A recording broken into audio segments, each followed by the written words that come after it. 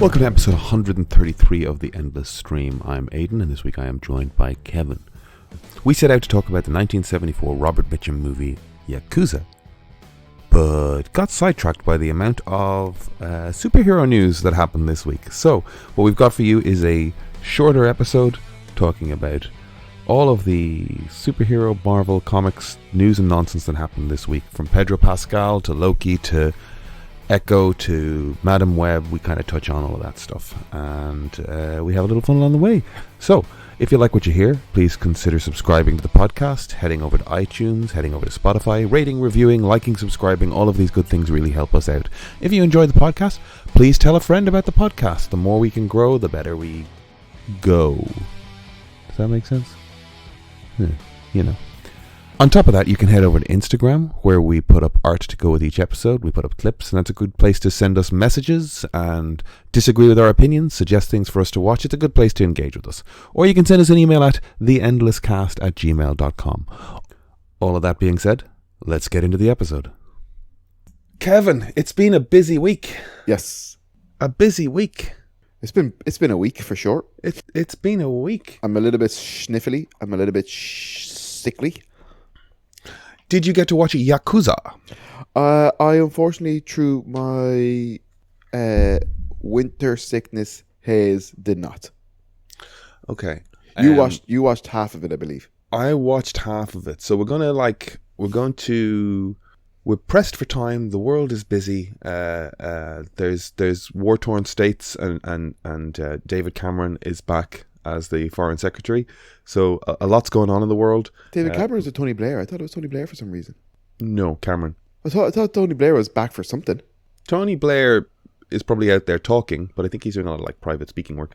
David Cameron is back working as, I think, the foreign secretary for Rishi Sunak's government, from the House of Lords, which is a contentious and interesting problem. It's happened historically, but it means that he is not as accountable to the House of Lords under the standard, or to the House of Commons under the standard sort of rules and regulations as an elected MP to the House of Commons would be. Sitting in the House of Lords, he's a little more loosey-goosey, but he does have an extensive history and relationship in foreign wheelings and dealings, which might make him a good mother. I don't know. But I don't know how I've immediately pivoted off on that. Suella Braverman, of course, sacked. Big weeks. A lot going on in politics. Oh, this is a nerd podcast, right? Which podcast are we recording? Which podcast are we recording? Are we recording Common People? Common People, our political podcast? Common People, our political podcast about the House of Commons. Yeah, that's not strictly pertaining to the House of Commons. That's your field of expertise. I'm more about Dolly catch-up, yes. daily catch-up, Dolly, daily news, Dolly news. Yeah, bend over backwards pronunciation-wise. A southern doll. That's so funny. I kind of like that. Do you want to start a political podcast called Common People Talk Dolly News? No. We deal with UK Irish political goings on. No. That sounds hellish and nightmare to me. All right. I mean, I'm just saying Jacob Rees-Mogg isn't going to get sassed by himself. I'd rather gotta sass him. I'd rather stick to our nerd podcast where Nerd podcast. Did you watch season 2 of Loki? Zack Snyder and Marvel. I did watch season 2 of Loki. Talking briefly to Ben in the barbershop about it. Lovely grew by the way. Thank you very much. Got the haircut. Yes. It's a bit chaotic this morning as I've just rolled off the couch. You know yourself. He looks like somebody from the Smiths. Oh no, from The Cure. Well, there's only one person that I could look like, and he looks like a condom fell on a barber room floor.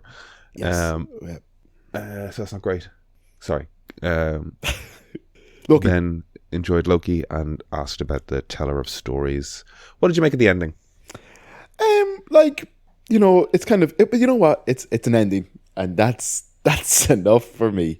I liked it. It kind of puts him in a different place. The fact that he basically had to sacrifice himself because, oh my God, what's their name?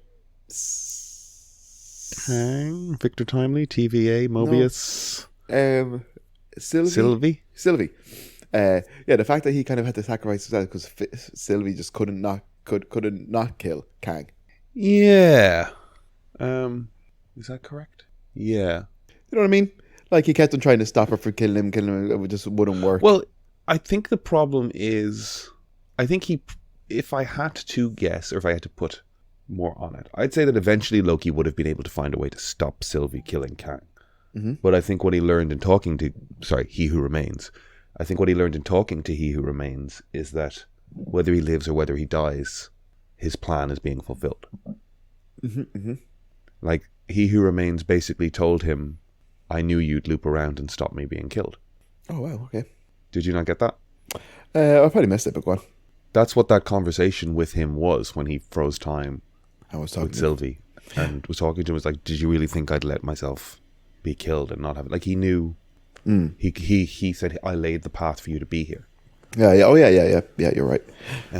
So I actually think that undermined what was cool about He Who Remains as well. I really think that they set up an amazing character and an amazing outcome and then didn't know what to do with it. Because the end of season 1, He Who Remains willfully accepting his death because it resets a timeline and knows that this is just a looping process that will ultimately filter back to status quo. I thought that's phenomenal.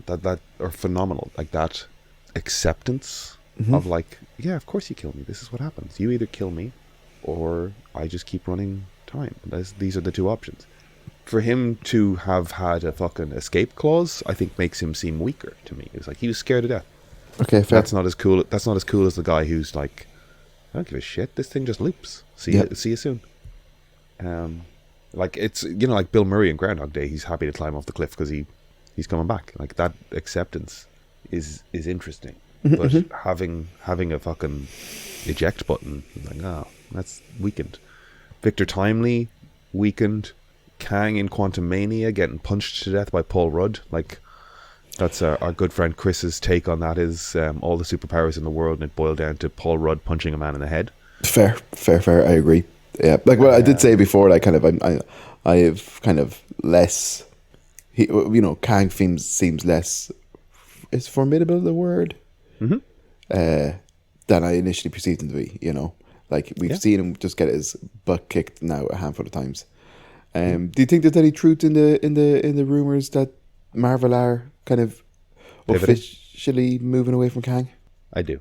Yeah, I do. At this point, I do, simply because there's enough PR about it going on that it's like whether or not it's all organic and has come of its own volition, or whether or not there's a lot of seeds being planted by Marvel to soften the way and pave the way and let people know this is coming and it not surprise people. The fact that people have walked off of Kang Dynasty and whatever the hell else, like the fact that walked off or been removed or resigned, whatever the situation may or may not be, the fact that Jonathan Majors is embroiled in a very unsavory legal battle.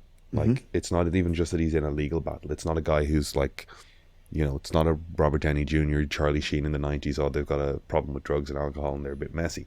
This is this is a domestic abuse issue in a way that, as was pointed out sort of a few months back at the time, his publicists, whose job it is, and who regularly work with people who they need to reform in a public eye, stepped away from him. And if they think they can't spin this, that's a terrible sign. So yeah, that, and I do think season 2 of Loki managed, even though I think it's a very uneven season that lost sight of what it could have been. Yeah, it's not very rememberable. No, they spent 7 episodes chasing a fucking gadget. Literally, yeah. They've very, I think, elegantly in that last episode paved the way for dismissing Kang as a footnote in the Marvel saga. Just the moment where I can't remember the name of the judge, but she says to Mobius, Renslayer. It isn't Renslayer, it's the other lady. Oh yes, okay, yeah, sorry. Do you know her name? I don't, but I know what you're talking about. She says to Mobius, how are we doing keeping track of Kang's variants? and he just kind of casually tosses a folder on the desk like this isn't a big deal. He's like, yeah, little trouble on 616, but Okay. a little trouble on an adjacent 616 dimension, which is the quantum realm. But that's all under control. So in that one sentence, they just went, Kang's not a problem. Paul Rudd punched him out. You know, like they can make him more of a matter if they really want to. Yeah. Or they can let that sentence stand as an evaluation of the fact that Kang isn't a threat. Yeah, like Moving on. I read a thing, I should have said it to you, but I read a thing that was basically saying like Marvel felt that they were pressured by Disney to release the big phase, whatever phase we're on now, plan, and that that they'll revise it. I was watching Comic Tropes on YouTube. Shout out to Comic Tropes if people are interested, go check it out. It's grand. But he was saying that next year the only Marvel movie to be released next year is Deadpool 3. The only movie next year is Deadpool 3. Is that correct? Yes. And then in 2025, I think we have, obviously the DC, different things from DC, but for Marvel you have, what was it, Blade? Blade won't be out next year. No, 2025, Pat. Oh, Sorry, 2025. 2025. It was, I can't remember. It was Blade, Sugar, I can't remember. Let me see if I can find it. But the fact that we only have Deadpool coming out next year is crazy. How many? I think we had like 6 Marvel movies this year. Yeah, I think Which is too much. it really is for the best if they slow the fuck down. 100%. I said the same thing. Have you got a chance to see Marvels? Not yet. No shit. No. God. Then it's like there's like 7 movies out this year, I think. Are you eager to see Marvels? Yeah. Like I would be 100%. Like I give all the Marvel movies the same. The only reason I didn't go see it is because when it came out, I think I was sick and Emer was away, so I didn't really want to leave the dog alone by herself. And I was sick, like I said. And then just the last week that's gone by, I might try to see it on Friday. Cool. I listened to a clip of Mark Kermode, who is again my go-to reviewer. He and I tend to see eye to eye, to the point, as I've said on the podcast previously, that like I tend to see the movie first and then listen to Mark Kermode rather than be influenced, just to see if we actually are on the same page. In this instance, I haven't managed to see Marvels, but he got to a point where he in this clip said, I have seen all of the Marvel movies because it is my job. I haven't seen the TV series. I had no idea what was going on in this film. The characters were likable. The performance was I like some of the big Bollywood spectacle. I have no idea what was going on, and ultimately I didn't care. Okay. Have you that seen... guy gives everything the best chance in the world. He's the most even-handed guy. And have you seen the Marvels? I haven't. No, I haven't had a Benny chance, has. but I think it's telling that I haven't bent over backwards to go, which I would with many Marvel movies. I've definitely done that with a few of them lately this year. It's been a week or two before I've seen them. Yeah. So go on. Benny has seen it. He said he thinks it's all right, but he said like really felt like there was a gap somewhere. He's like there's flashbacks to stuff that he said like felt like a movie that was never made. Yeah, I mean, I think I always felt the WandaVision Monica Rambeau getting superpowers moment, for some reason, maybe it was the conditions under which I watched it, it felt underwhelming. Oh, dude, basically it's like how did Monica get her powers again? It's like, oh yeah, she kind of slipped through the thing on the machine, but it didn't make a big enough deal about it for me. It didn't do an origin moment for her. Like, it gave her that walk through the wall thing, but you get to the other side of it and it's like there's no, I don't know, it didn't feel like Cap coming out of the machine and running around and demonstrating his speed and his strength and his newfound powers and dealing with it. It didn't feel like she got I'm a superhero now moment, even though she did have over the course of the next 2 episodes, you got to see her slowly go, I can do this now. Yeah. It just didn't, I was never really clear that they had defined her as having a set of superpowers. I know, yeah. But the only thing is, to be honest, out of the 3 of them, she's one of the coolest looking. I love her costume and stuff like that, but I know. Yeah. I'll go see it, but there's just 2 things I want to say to you. I think it was 7 Marvel movies this year. I think we had Thor: Love and Thunder 4. Thor: Love and Thunder. Ant-Man 3. Was that the end of last year? Has the year been... Go on. Well, maybe it wasn't. Love and Thunder's 22. 22. Oh my God, is it? Jesus Christ, my brain's gone completely fried. What's Marvel release? July 22. What releases did we get this year? Black Panther, Ant-Man, Doctor Strange. Was Doctor Strange 2022 for Black Panther. Doctor Strange was 22 as well. Jesus, my brain's gone completely wrong. Give me a second. I'm going to type, and the noise of typing is clatty, clatty, clatty. Clack. Well, the films that we've had in 2023 from Marvel. Yes. I feel like we had a lot, but maybe we didn't. Guardians of the Galaxy 3. Guardians, The Marvels. Oh, is that it? That's it, feature film-wise. And then last year, then we must have had loads, was it?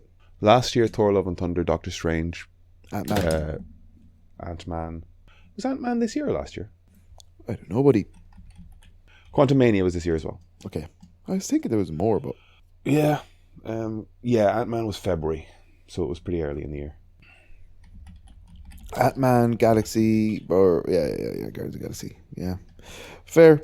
Okay, well, the thing that I was going to say anyways, with the actor strike ending and all that kind of stuff, Marvel have announced that they've shifted some of their release dates. The only MCU movie coming out in 2024 will be Deadpool on July 26th. Captain America Brave New World has moved to the 2005. New World Order. Yes. New World Order. Brave New World. New World Order. Because that has a very conspiratorial association. Okay, yes. Again, the report on that is test screenings were so poor that they're going into 8 months of reshoots, significant structural reshoots. Reshoots are a normal part of filmmaking. You always go and do reshoots, but this film is also featuring a Israeli superhero called Sabra, which is, given the current climate, potentially tricky. Yeah. I don't know what they've done with this character. I don't know what this character's stance, agenda, goals, or whatever are. Being a Captain America movie, being a Marvel movie, generally they're pretty middle of the road, I guess. But yeah, be curious to see what 8 months of reshoots does to a movie. But it's not. I don't know. Not a good sign. Not a good sign. Or or potentially it could fix it. Who knows? Remains to be seen. But it's not a good sign.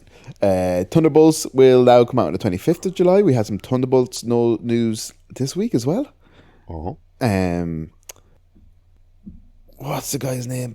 Harrison Ford? No, not Thunderbolts. The Thunderbolts news with the Sentry. Oh, Stephen Yeun. Yes.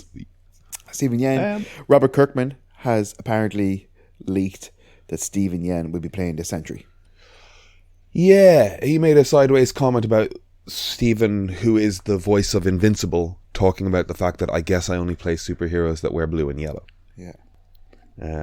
Which is like, that's not a, you know what I mean? That's not a like, oh, you know me, I always wear superheroes that have arms and legs. Like, he had to bend over backwards to form a sentence that gives you a hint as to who he's playing. Yeah. Because also, what other Marvel superhero wears blue and yellow? What other DC superhero wears blue and yellow? You'd have to go maybe Booster Gold. Technically, Wolverine wears blue and yellow. This is true. Do you think Stephen Yeun could play? Lots of X-Men play Wolverine. Lots of X-Men wear blue and yellow. Technically, if we're to believe it's for the Thunderbolts, he might not necessarily be a superhero. Yeah. No, I think he said the superheroes I play were blue and yellow. Look, this is cool. Sentry, I don't know what they've done with Sentry since the original run of Sentry. I read the original run of Sentry. I liked the original run of Sentry. I had the first issue, yeah. I loved it as a publicity stunt. Yes, yeah, it was very clever. You know all of that? Yep. For our listeners who don't know, Marvel suggested that they had basically found, I think I would believe, some lost material of a superhero that Jack and Stan had worked on back in the day. Yeah, it was a Wizard article. Well, yeah, it was a fake Wizard. They released it in Wizard, which was a magazine for our listeners. Back in the day, it used to be like my favorite thing. My favorite week of the comic buying month was when Wizard magazine was out, because it was. That's where you got. It was the internet before the internet. Yeah, for those who had access to Wizard magazine. Poor old Athlone, huh? Poor old Roscommon. But Yeah, they basically said, "Oh, we're delving into the archives for a long forgotten character," and they printed like images from pages that no one had ever seen. But like basically, it was all made up. It was a hustle. it was very good. And the idea was that we kind of had forgotten about it because that was, part of the story. So the Sentry is going to be coming to the MCU. We've talked about that before. There was talks about Cavill and all that kind of stuff. But Fantastic Four is set to start filming in January with a release date of May 25th. And Pedro Pascal is in talks to be Mr. Fantastico. Yeah. Now I saw different reports on this. It was like in talks / confirmed / back to in talks. Is it? I'd say in talks or is basically, it confirmed? I'd say it's confirmed. And because I get to say, man, if they're going to start filming in January, You think they're going to start filming in January? well, that's what they. I think it's going to start production in January, which probably means let's write a script. Okay, Does it say filming? I don't know what I you're can't looking at. remember. No. It probably said start production in January. I would wager there's a lot of resetting and trying to figure out the universe now, especially in the light post writer's strike and everything. Yeah, and the Kangs events and all that kind of stuff. But fear not for people who are worried about the lack of Marvel movies, certainly from the MCU next year, because Sony are happily going to scratch that itch.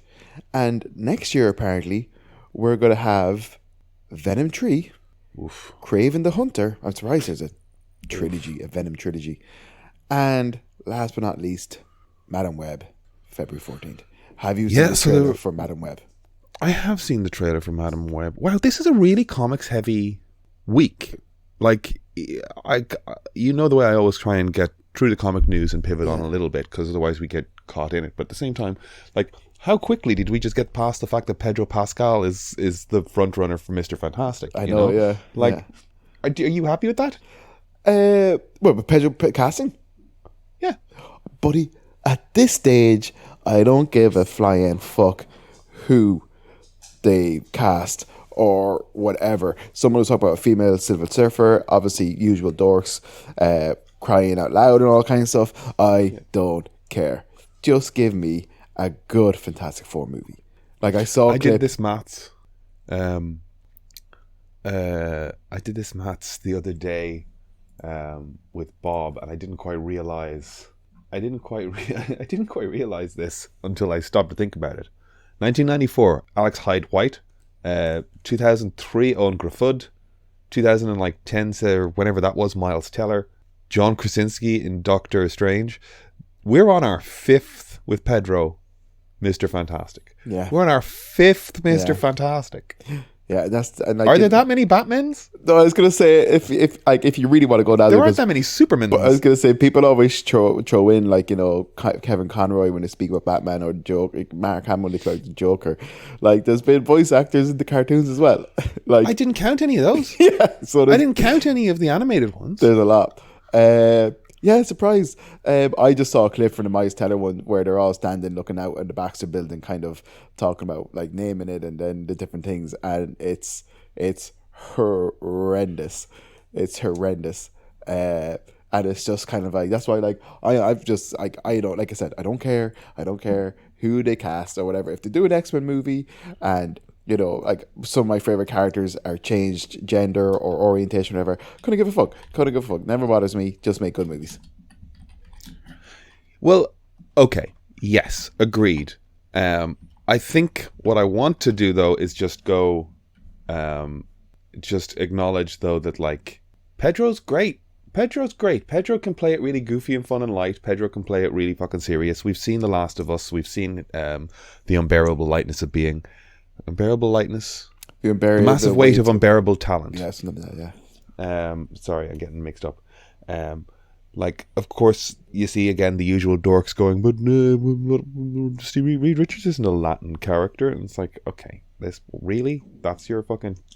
what's bothering you with. Anyway, I did see somebody saying, I saw a tweet that was just like, they need to realize that Reed Richards can't be likable. He's an asshole. Yeah. And I was like, is he? Yeah, he is.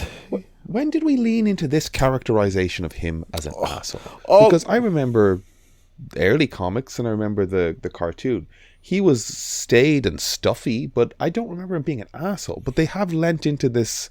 They've lent into this character over the years. Maybe he's just evolved in a way that I missed because I haven't been reading it.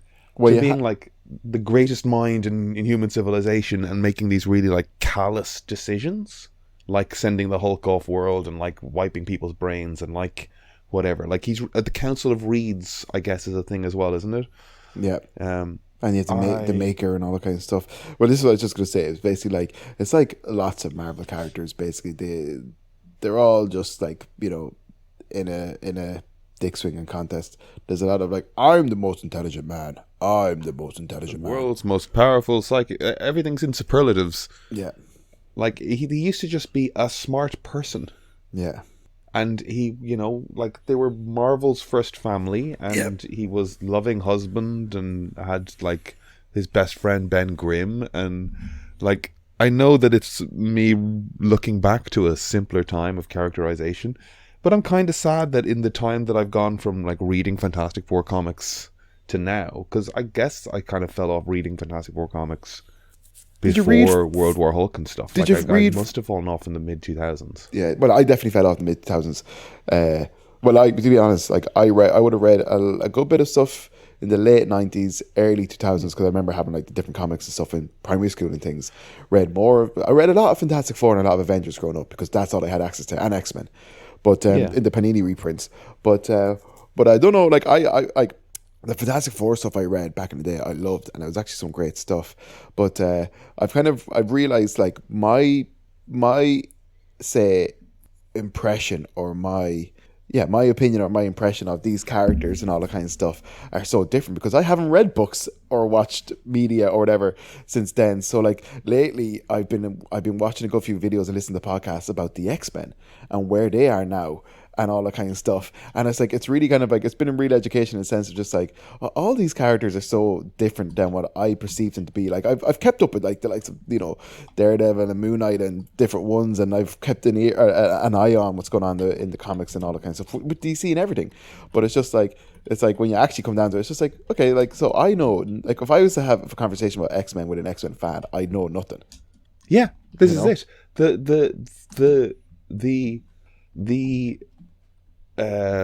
The very simple version of the X-Men as a school of superheroes, preventing little, like being like the Thunderbirds, you know, just going out and stopping little local things, to the fact that they're a nation state run by, like, I have no idea what the whole what's the island called? Krakoa.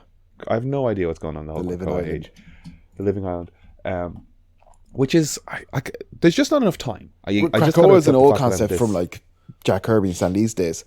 It had come up once or twice there, but oh man, like not a clue. Like, but if, for example, if you were some way inclined to pick up comics and read them and all that jazz, and you were interested in the X-Men, I'd say with the more and more talks of the X-Men coming to the MCU or to the screen or whatever you want to say, I think Marvel are going to start slowly kind of phasing out the stuff that they've been working on with the X-Men. Yeah.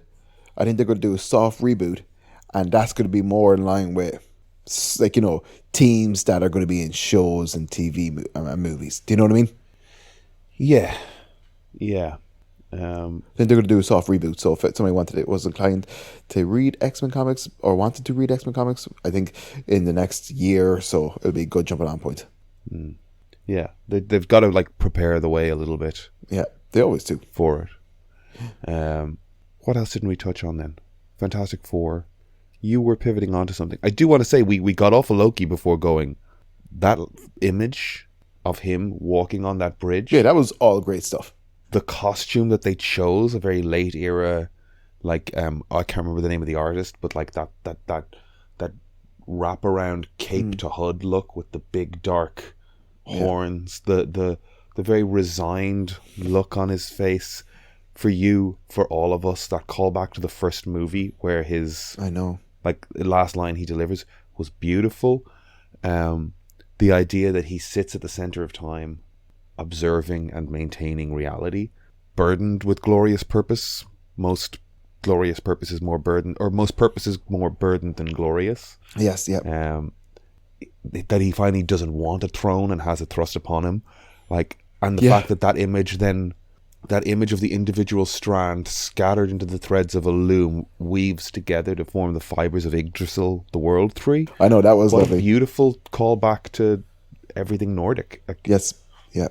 and then there's this concept then that the almost cosmic level that he's reached, bathed in those hues of green, and management of strands of reality, of the timelines, kind of mirrors where Wanda's crimson rage and desire to remold reality to her purpose. We've got two beats of a personified cosmic versions of the time stones. And is that something that they were working towards? The idea that our archetypal heroes are moving towards beings that are at a power level to fight a sort of kind of beyonder character. Yeah, I know. Which is interesting. But when people started saying that, I started to go, I have no faith in Marvel that they're thinking that deep at this point. I don't think they know what they're doing. No. Like when people go, he's the teller of stories and he's become the time stone personified, and when Doctor Strange is looking through all the strands of reality, he's really looking through the eyes of Loki. Like, I don't think they've, like, what a lovely interpretation. I don't think that's where they're at. I know, but like, it's fans, isn't it? Like, you know, kind of like, I consume this stuff, and then I kind of rarely think about it afterwards, you know, unless I just thought it was a lot of fun and had a lot of fun. But it's like, fans kind of like, they love reading this stuff, and they love, you know, kind of reworking these things or whatever. But it's like when Game of Thrones was out, all the fan theories and all the different things, and it was just like never came to anything, you know. There's always a lot of like there's always a lot of like hypothesizing, maybe, but it leads to nothing. Yeah, hypothesizing. Yeah. I think what you're gonna end up with is, like, you know, simpler thinking, but like we're just doing Marvel this week. Like, I don't get a sense from Marvel Phase 5 that we've got a clear path. I don't get a sense, knowing that we're dealing with Deadpool 3 and Thunderbolts, but like Sentry's a big ad. That's big ad of a character. Yeah, he's huge. You know, like, that is done right. Like, it feels like the way they introduced Gore the God Butcher. Yeah. Is Sentry the villain? And what's the name of the alter ego? I want to say the Void. Yeah, the Void. The Void. So, yeah. I mean, that feels like if by the time you put Sentry into a movie for the first time, then the Thunderbolts are dealing with the Void. The Thunderbolts are dealing with the conflict of Thunderbolt Ross wanting the most powerful version of a hero on his team as he can, but not realizing the evil that it unleashes at the same time, because the Sentry is very much a polar magnetic polar kind of character, that you can't have one without the other. These two exist simultaneously in a sort of quantum state. The more powerful Sentry becomes, the more powerful the Void becomes, and they have to fight each other, and the only way to get rid of the Void is for the Sentry to cease to be. Did I just Thunderbolt movie? Yeah, probably. Yeah. That's the thing. He's too big a character. Not big in the sense that he's got a following, or in the sense that people want to see it, but he's too big in the sense of the power that he brings. I know, yeah. But I throw away. But do you think they're definitely going casually, you know? They're definitely going to do a bit of a. Was it? I want to say, Hutch. No, it wasn't Hutch. Remember that Will Smith movie with the kind of when Hitch. He was. What was it called? Hitch. What was it called? Hitch. Yeah. Yeah. So kind of, I think they'll do like a bit of a homeless, disorientated, lost superhero type story with him. Oh, that's not Hitch. No, it's not Hitch. It's Hancock. Hancock, yeah. But also kind of like, look, I think Robert Kirkman. I just remembered Charlize Theron is in that, and I just remember that Doctor Strange runs into Charlize Theron at the end of that movie. Like, all of the open threads and the characters just dropped in. Fucking Harry Styles, Star Fox, Fox, Star Fox, Hercules at the end of Thor, Hercules, Blade in the Dark, and the Black but Knight. we know Blade's coming. Black Knight with that sword. Yeah, Like there are so many open threads. yeah, I know. So when people like, are trying to work out what the arc is for, what is it? The fuck is it? Yeah. Hey, Captain America, Iron Man, Thor, Black Widow, Hawkeye, Avengers, Thanos, everything served the team and the villains. You're just throwing characters in now, and I don't know where it's going. Yeah. But you wanted to talk about Madam Web. I was going to say, I also think like Robert Kirkman, I think was on David Finch's live stream when he said the thing about Sentry and stuff, you know, which is great for David Finch. I'm sure he got lots of hits in that video, but it's kind of a case of like, you know, this, even the story like, oh, I guess only people wearing like yellow and blue, whatever. It's like a real stretch of a conversation. It's like, that's a poorly, like it could have just been like, if that's how they wanted to leak the information or whatever, fine. But like better, it's a stretch, you know, like who talks like that? But apparently Shang-Chi's 2 moves forward as a director. Did David Finch draw Sentry on that video? No, he was drawing Omni-Man. He has drawn Sentry though. He has drawn Sentry, yes. Yeah. Like that's how you end up like bending over backwards to talk about it, you know? Yeah.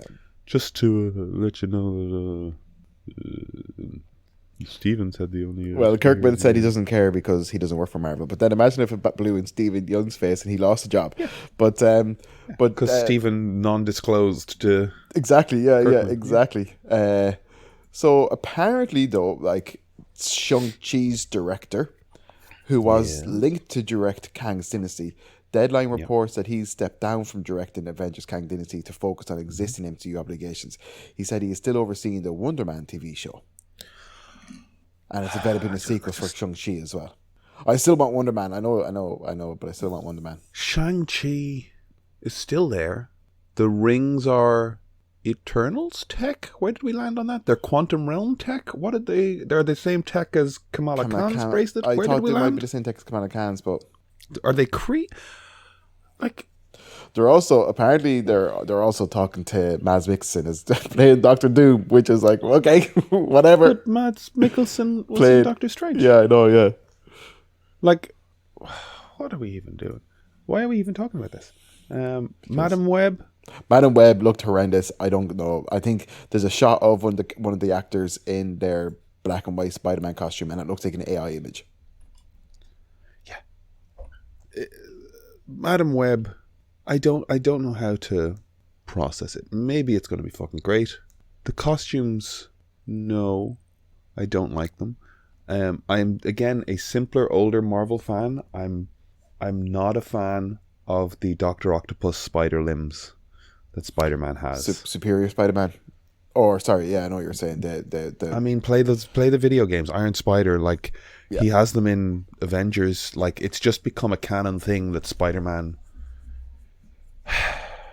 I mean, maybe not so much in the comics when he's in the classic blue and red, I guess. I haven't looked at it in a while. Yeah. But the fact that so many iterations I see have the Iron Spider legs at this point, it's like, is that just it? We're just there? That's what it is? They're cool, but they're very technical and they're very busy, and I just love how simple the sort of 60s acrobatic superhero looks were. I think that's what ultimately everybody likes. The other stuff is fun, but, you know... Old man rant. Just the Madam Web. Like I have the trailer on here, and like it's wild. It's so wild. And then I remember just the line in it is like, I think he was with my father when my mother was studying spiders, and when my mother died studying spiders in Brazil or something. It's like oh my god. It's with Sony. It's the 2000s again. You know what I mean? Like it's like it's not as if like it's like guys we have like 20 odd years now, I guess, of superhero movies that have done pretty well to tell stories. It's like what are you talking about? Some of this stuff still feels like it predates Sam Raimi's Spider-Man, you know? The character that we see, like I want to dwell on the the villain that we see in this. The weird Spider-Man guy. Ezekiel. I have spoken about him before. J. Michael Straczynski originated that character in his run. That was my favorite run of Spider-Man when I was reading Spider-Man. Because was that art by John Romita for some reason? No. Yeah. Yes, I do know that run. John Romita drew forever on that. Yeah. And still is drawing Spider-Man, I think. I think he is, yeah. But I think he's gone back to it, yeah. Yeah, he went back after the Superman run and the Captain America run. Okay, Straczynski tweeted, like, that's definitely Ezekiel. It's news to me. I don't know what they're doing with him. Like, he was surprised to see him. I liked that character. I guess it was a period where the idea of revisionist takes on a superhero character was kind of new to me and novel. The idea that it took Spider-Man away from the 1960s reactionary nuclear radiation phase of comic books to the more Marvel cosmic deity kind of space, where we had Cyttorak, the Crimson Bands of Cyttorak, the concept being that like these bands or this gemstone gave Juggernaut his powers, and he was Cyttorak's avatar on Earth, this avatar of force or power or unstoppable force, and they introduced this concept of battling gods, waging if not a war or going through their tensions through avatars on Earth. The same way that I guess you would get to it Moon Knight. Hey, I forgot Moon Knight exists. Are we ever going to see him again? Yeah. No. And so Ezekiel presented to Peter Parker the concept that there's usually a spider avatar on the Earth. Probably, I can't remember if they related it to the god Anansi, spider god. Yeah, I know. Yep. Anansi, great episode. I can't remember American if they did Gods that. I'd have to guess. Yep. So the idea that like Ezekiel was an older man who had gone through a ritual in South America in his youth to get these powers and had served as a spider god's avatar on Earth, and like it put that like it's a stupid nerd question, but it was just like, did the spider give you powers because it was irradiated, or did it get irradiated trying to give you powers? Like, was it picking you as the avatar? It let them do things like introduced Morlun, who is the sort of this wasp avatar, or this natural predator of spiders, like this personification of a spider's predator. It looked at like, it tried to like examine the idea that like Spider-Man is always fighting animal totems. Yes, yeah. Which I always liked. With the rhino and the octopus Yes, and the vulture. And, of course. And we like that. I like that. Cool. Yeah. And it gave them a way to bathe Peter Parker's Spider-Man in a cocoon of spiders and complete his immersion and his conversion to spider avatar, which gave him natural web shooters, which kind of retconned the idea that a 16-year-old boy came up with a high tensile strength deployment for biodegradable spider web shooting in an industrial, like, it was like, okay, let's just retcon the idea, this little bit of nutsiness. Yeah. And then that arc as well had, Parker revealing himself to the public as part of the registration process of superheroes. Tony Stark. His home getting destroyed, him moving into Avengers Mansion with Aunt May and Mary Jane. He was married to Mary Jane. I think they had the daughter. He worked for Tony Stark as a scientist because he's a fucking genius. May Parker ended up dating Jarvis. Like, there was this sense that like, oh, we're seeing career and character development for these characters. They're moving to new spaces. We're going to explore what this means for these characters. And then one more day, which was somebody at Marvel going, we've got too far away from 1963's Spider-Man. And he dealt with the devil, rewrote history, and we reset Peter Parker to living in his aunt's house, struggling to pay rent as a photographer, single. It just rewrote everything. And it was just like, we've reset. At which point I was like, okay, well, I'm out. Like, I just fell off Spider-Man ever since, because it was just... I'd like to say I kept reading comics, and I did read the odd comic, but like, it just broke it for me that they would just reset after we were just starting to see 2, 3, 4 years worth of actual like growth and development. Yeah, I know. Well, that's One More Day is kind of, it's very debated, isn't It's it? infamous. Yeah. Infamous. But I would have jumped. I remember jumping off comics around the first Civil War, because it's just like, I'm a broke ass student and I just can't seem to keep up with all these interwinding books and stories. And then I made the move to Dark Horse. And I love Dark Horse. Hellboy and the Goon sustained me for years and years, amongst other books. And then more recently, in recent years, I've really gravitated towards Image. Image does some great stuff. But I've also lately have kind of gotten back into a few of the Marvel bits and pieces. But very, very. Well, we've talked about the Ghost Rider run you've been on. Yeah, well, I'm reading Ghost Rider. They're going to announce a new Ghost Rider apparently next year, in the comics. But let's not get into that. A new, and like away from Johnny Jaime. Blaze, Danny Ketch, and Robert Reyes. Oh, Robbie Reyes. I was going to say Jaime Reyes, but I couldn't get my Blue Beetle. And Alejandro, was that another one? I can't remember. But yeah, I've rewatched the Madam Web trailer, and I have seen the other costumes, and they look horrendous. It's just bending over backwards. I'm going to have to skedaddle. You're going to have to skedaddle? Yes, I have work. All right. I didn't get to Talk Yakuza next week. A bunch of stuff. What are we at time-wise? 20 past 10. Takes me 40 minutes to walk in with the dog.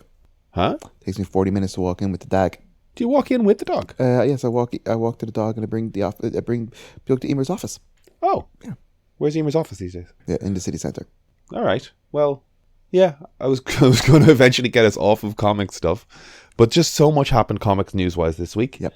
I also went to London last week, and I saw Les Mis, which was very good. Hey, everybody. Les Mis.